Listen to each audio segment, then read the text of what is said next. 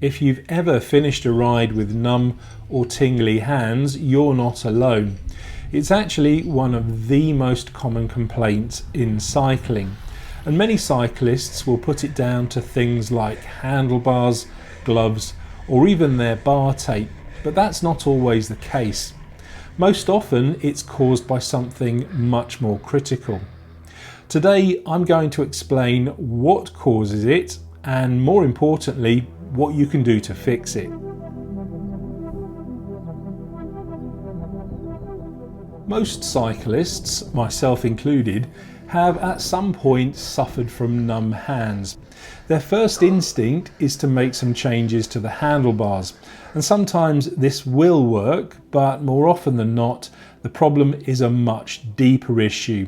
Sometimes it's even a combination of several different issues.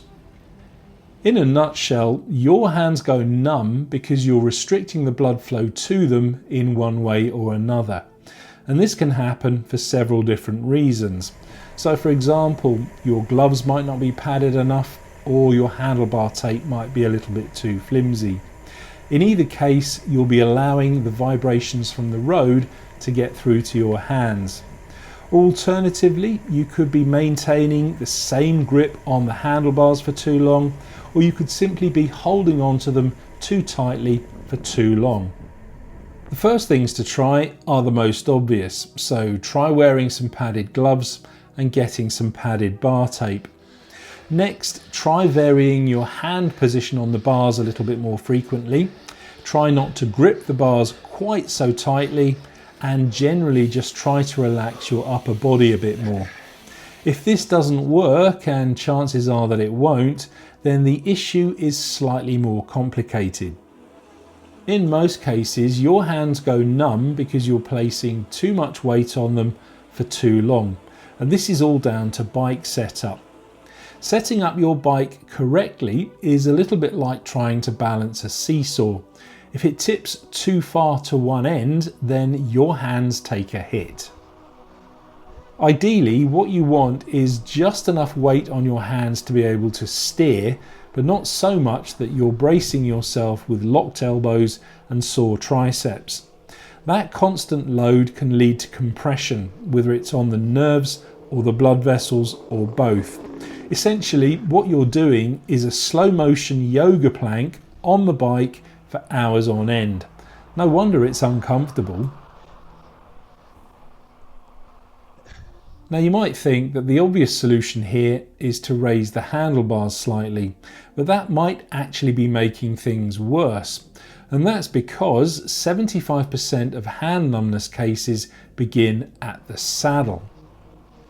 Balance on the bike is set mainly by the pelvis, so things like saddle height, fore and aft position, and saddle tilt all help position your pelvis so that your core and your lower body is supported and you're not slumped forward towards the bars like a sack of spuds. If your saddle position forces your pelvis too far forward, or you're constantly moving on it, that will tip you towards the bars as well. And larger riders or those with a weaker core will naturally throw more weight onto their hands too. Their setup needs extra care. And it might not just be your saddle either. Your shoes and your cleats also have a role to play. So if your cleats prevent your glutes and your hamstrings from firing properly, then your quads end up dominating, and that just shifts load even further.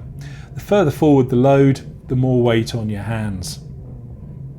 Now the obvious solution here is to get yourself a good quality bike fit, and whether you pay a professional or do a DIY one at home is all going to boil down to how much money you want to spend. Now this video isn't going to be about the pros and cons of either, nor is it going to be a practical how-to, but suffice to say, a good thorough bike fit should, in theory, eliminate most, if not all, of your problems with numb hands. The extra piece of advice that I would give here is not to leave it too long. Numbness, tingling and pain are your body's way of telling you that something isn't right, And if you don't do something about it, it could potentially lead to long-term nerve damage. And this makes things even more complicated because you've got to put that right first before you'll know if any of the changes that you're making on the bike is having any effect. First up is the wrist. Essentially, this is the classic carpal tunnel syndrome that everyone's heard about. It's when constant pressure on the palm compresses the median nerve. You can begin to alleviate this by doing some simple hand stretches, or alternatively, you can try using a dedicated hand massage machine like this one from my friends over at the Bob and Brad YouTube channel. This particular machine is a bit like a giant mitten.